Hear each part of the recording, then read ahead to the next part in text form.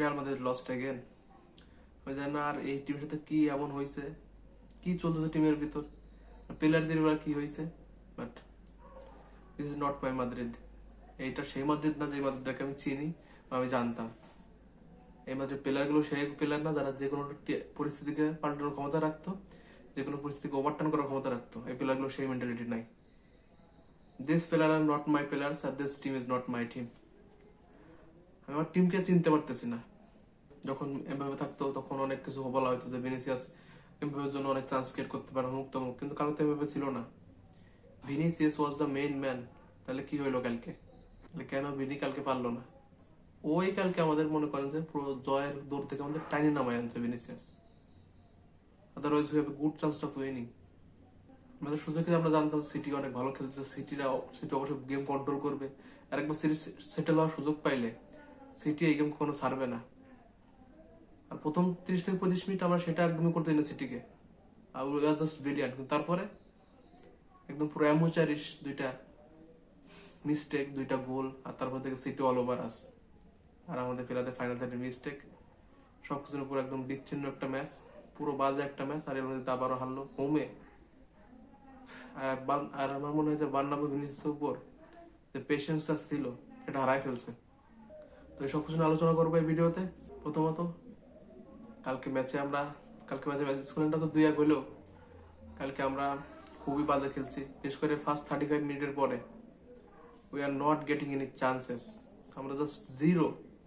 আমাদের চান্স বলেন, আমাদের ক্রিয়েটিভিটি বলেন, ফাইনাল থার্ডে আমাদের প্রোগ্রেসিভ পাস বলেন, ফাইনাল থার্ডে আমাদের ডিসিশন মেকিং বলেন, সব দিকে আমরা zero zero zero. Every single player is not up to the mark. প্রথমত আসি কালকে আমাদের ডিফেন্স নিয়ে। আলভারো কার্লোস ছিল দুর্দান্ত। ওর বল উইনিং বলেন, বল বল ফাইনাল থার্ড পুরো টেনে নিয়ে যাওয়া বলেন, এই পার্টটা খুবই সুন্দর, জাস্ট অসাম। আপনি দেখে বলবেন যে ও একটা প্লেয়ার আসছে, কিন্তু যখন ফাইনাল থার্ডে যাচ্ছে ও বাকি সবার মতো খেয়ে হারে ফেলছে। Out of ideas. আমি কি করবো? ফাইনাল থার্ডে যায় যেখানে আমাদের প্রোগ্রেশন আরো ফাস্ট হওয়ার কথা, ট্রানজিশন গুলো আরো ফাস্ট হওয়ার কথা, সেখানে আমাদের ফাইনাল থার্ডে যায় আমাদের ট্রানজিশন আরো স্লো হয়ে যায়, আমাদের প্লেয়ার হয়ে যায় out of ideas. Every single player কালকে উইদাউট রদ্রিগো সবাই কালকে এইভাবে একদম হাল ছেড়ে দিয়ে খেলছে। ফাইনাল ছেড়ে যায় ওরা কি করবে ওদের চিন্তা ভাবনা নেই। তারপরে আমাদের যে দুইটা গোল কনসিডার আমরা কালকে করলাম। আর প্রথম আমরা যে ম্যাচটা যেভাবে শুরু করেছিলাম কালকে, আমাদের যদি ইন্টেন্টের কথা বলেন, জাবিরকে আপনার অনেকটা বলেন জাবির স্যাক করা হোক, কিন্তু জাবি কালকে যে ইন্টেনশন নিয়ে বা যে ট্যাকটিক্স সাজাইছিল, যে তার যে গেম প্ল্যানটা ছিল সেটা শতভাগ কার্যকারী ছিল। যখন ফার্স্ট 30 মিনিটে প্লেয়াররা একদম নিজেদের সবটা উজাড় করে দিচ্ছিল, প্লেয়াররা ওদের কথা মতো চলতেছিল, সেভাবে প্রেসিং করতেছিল, সেভাবে খেলতেছিল। ফার্স্ট 35 মিনিটের City zero shot on target, আর জিরো শট অফ টার্গেট, আর কোনো শট নিতে পারে না সিটি আমাদের বিপক্ষে। উল্টা আমরা একটা গোল দিয়েছি সিটিকে, আর সেটা অসাধারণ একটা খেলা ছিল। আমাদের প্রথম 35 আমাদের প্লেয়াররা যেমন বল উইনিং করছে, সেরকম প্রোগ্রেসিভ পাস ছিল, সেরকম ফাইনাল থার্ডে বল পৌঁছাইছে, সেরকম শটও নিছে। ইভেন সেখান থেকে রদ্রিগো 32টা ম্যাচ পরে গোল পাইলো। আর সিটির সাথে ওদের গোল পাইবে এটা হয়তো আমাদের অনেকেরই জানা ছিল, কারণ রদ্রিগো সিটি পাইলে যেন জ্বলে ওঠে। আর কালকে সে 32 ম্যাচের গোল রেকর্ড ভাঙলো কালকে রদ্রিগো।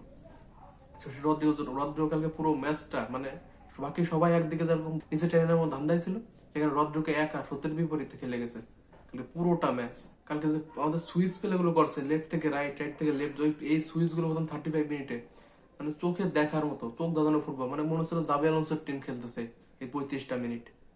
ইভেন ওই 35 মিনিটেও ভিনিসিয়াস মিস করছে, ওইখানে বেলিংহাম শুট করছে, ব্লক হয়ে গেছে।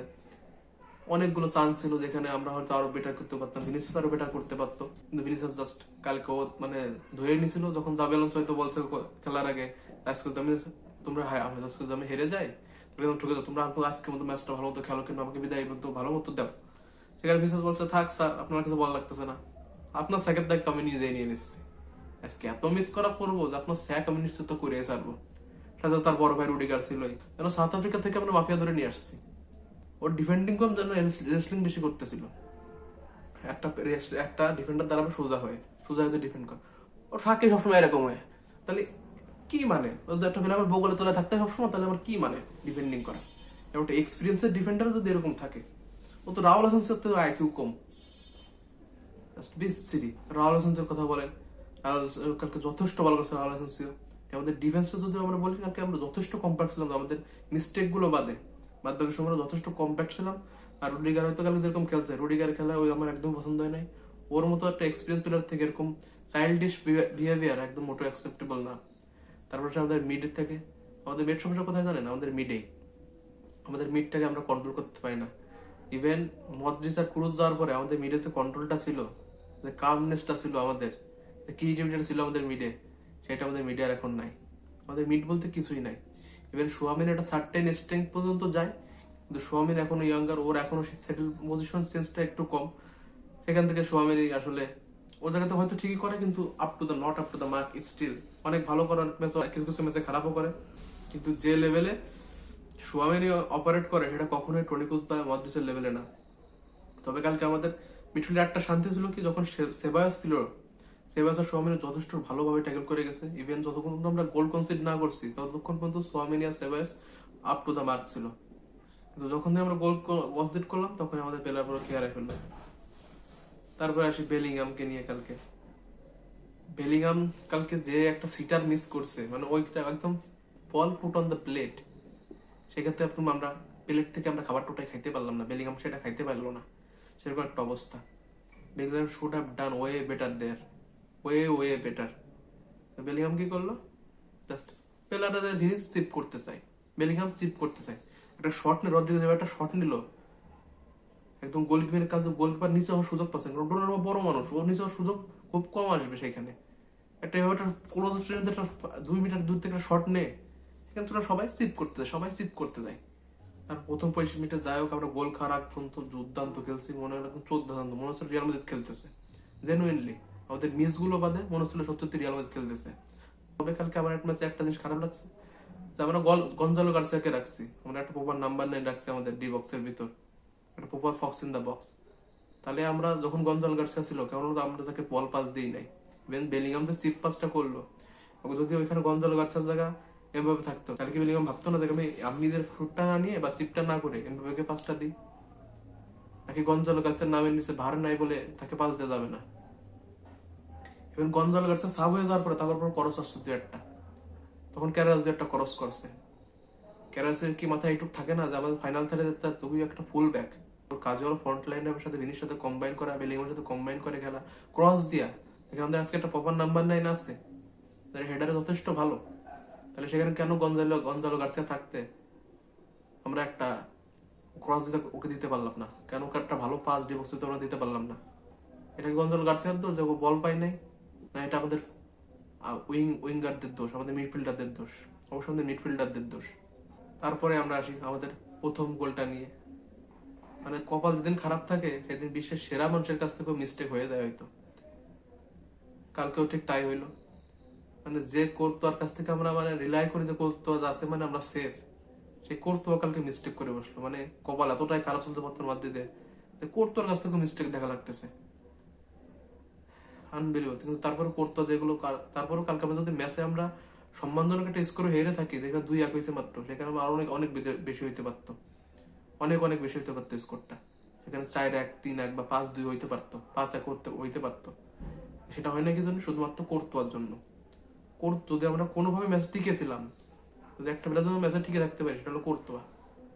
একদিকে কোর্তোয়া আমাদের টিকে চেষ্টা করছিলাম আমাদের ম্যাচে টিকায় রাখার জন্য, আর অন্যদিকে আমাদের ফরওয়ার্ডটা চাচ্ছিল কি আজকাল এদের হারাই ছাড়বো। আমাদের কোর্তোয়া যাচ্ছিল একদিক আর ফরওয়ার্ড যাচ্ছিল আর একদিক। আর প্রথম গোলটা পাওয়ার পর আমাদের প্লেয়ারদের একদম মনে করেন যে প্লেয়াররা যেন ফার্স্ট হাফে যে প্রথমে এইখান থেকে শুরু করছিল আমাদের রিদমটা, আর প্রথম গোল হওয়ার পর রিদমটা চলে মানে নিচের দিক শুরু করলো। এইভাবে আমাদের লেভেলটা এমন ড্রপ হওয়া শুরু করলো, গ্রাজুয়ালি আমরা নিচে যেয়ে ঠেকলাম একবার পুরো ম্যাচের শেষ পর্যন্ত। আর প্রথম সিটি এদিক সেদিক ঘুরতেছিল, চান্স ক্রিয়েট হচ্ছিল না, আমাদের যথেষ্ট ভালো কম্প্যাক্ট ডিফেন্সিভ করছিল, সবকিছু করতেছিল। সিটিও জানতো যে আমরা যদি একটা গোল করে ফেলি বা আমরা যদি একবার ম্যাচের যে ফ্লোটা একবার কন্ট্রোল করতে পারি, তাহলে ম্যাচ আমাদের। ওরা সেটাই করছে। আপনি দেখবেন ম্যাচের ভিতর যে আমাদের প্লেয়াররা বেলিংহামও দৌড়াচ্ছে, সেবাসও দৌড়াচ্ছে, সোয়ামিনও দৌড়াচ্ছে, কিন্তু বল আর কারোর কাছে নাই।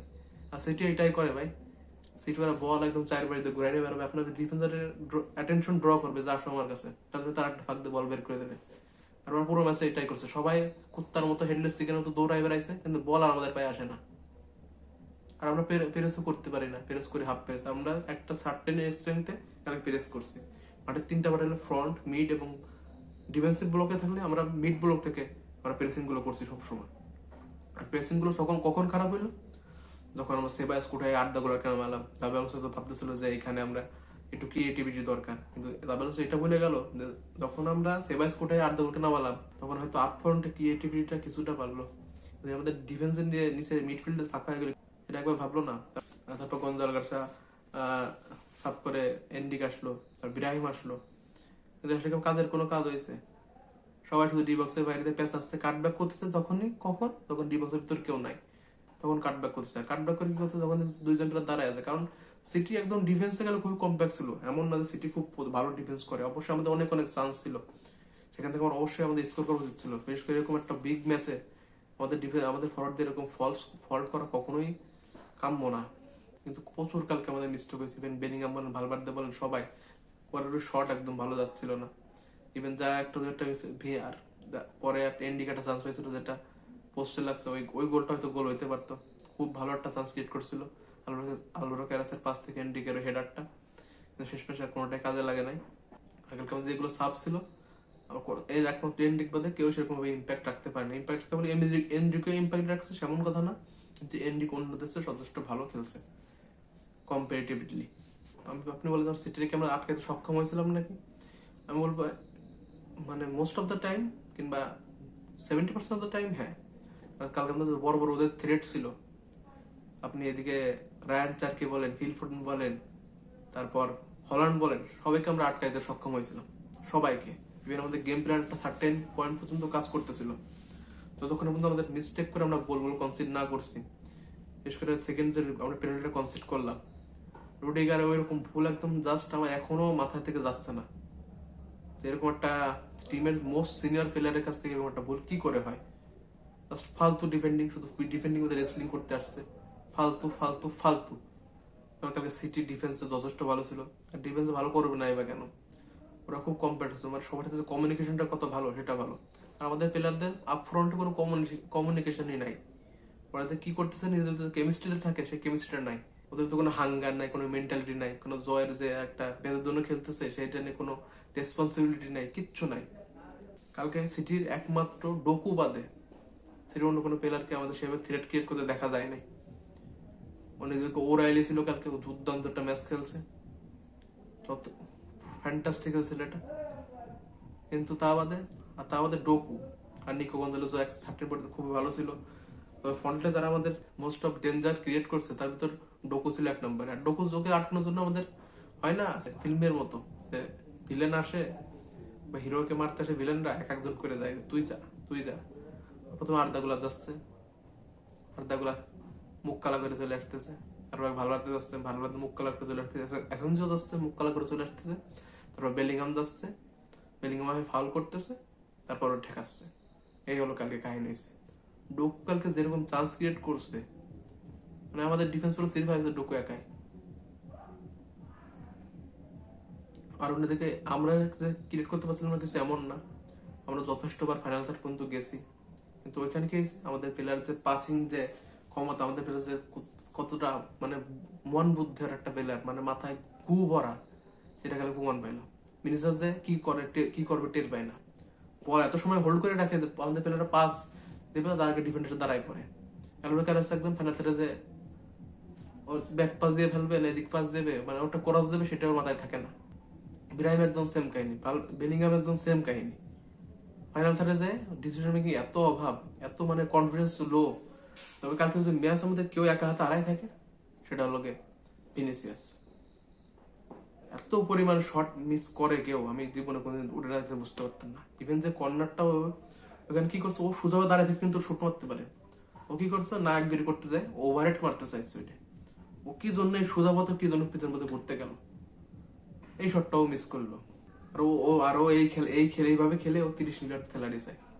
ওর নিজের কাছে লজ্জা লাগে না? আমার এইটা হলো আমার প্রশ্ন, নিজের কাছে কি লজ্জা লাগে? আমি এইভাবে খেলে খেলে আমি 30 মিলিয়ন স্যালারি চাচ্ছি দলের কাছে। একবার চিন্তা করতেছে ভিনিসিয়াস যে করে চান্স মিস করছে, ওখানে এমবাপে থাকতো তাহলে কি সিনারিওটা ভিন্ন হইতো না? অবশ্যই ভিন্ন হইতো। আর অনেকে রদ্রিগো কথা বলি, রদ্রিগো গোল পায় না মুক্ত, কিন্তু রদ্রিগো যা করছে টিম বাকি সবাই করতে পারে নাই। যদি বলেন খেলার পজিটিভ গুলো কি, পজিটিভ গুলো যাবে ট্যাকটিক্স বা গেম প্ল্যানটা ছিল খুবই ভালো ছিল, কিন্তু আমার সেখানে কেন যাবে ফেল করছে, কারণ আমার প্লেয়াররা তাকে ফেল করাইছে। আর যে প্লেয়াররা কোচের কথা শোনে না, তাদের নিজের মন, তাদের কোনো নিজেদের কাছে রেসপন্সিবিলিটি নাই, তারা নিজেরা যদি ইচ্ছে করে হারে, সেটা কোচ আর কোনদিন তাকে জিতাতে পারে? কোনদিনই পারবে না। কালকেও ঠিক তাই হয়েছে।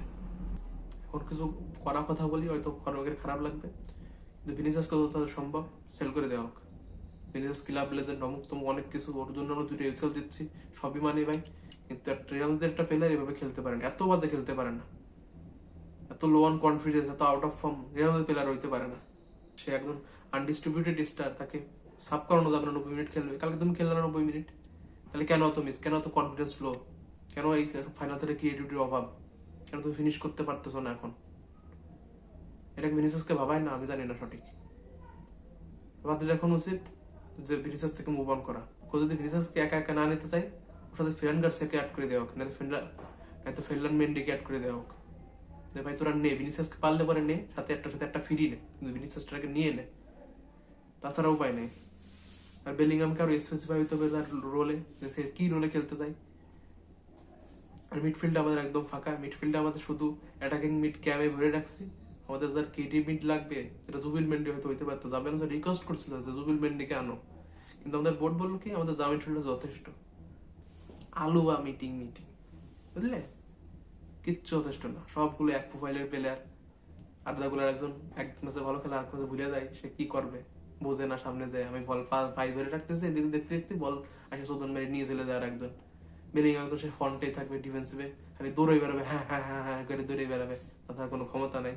মিস একজন প্রতি ম্যাচে মিসের পর মিস, মিসের পর মিস, মিসের পর মিস। গঞ্জালো গার্সিয়া এদিক টাইমটা ওদের পাস দেয় না ঠিক মতো, ওদের বল দেয় না ঠিক মতো।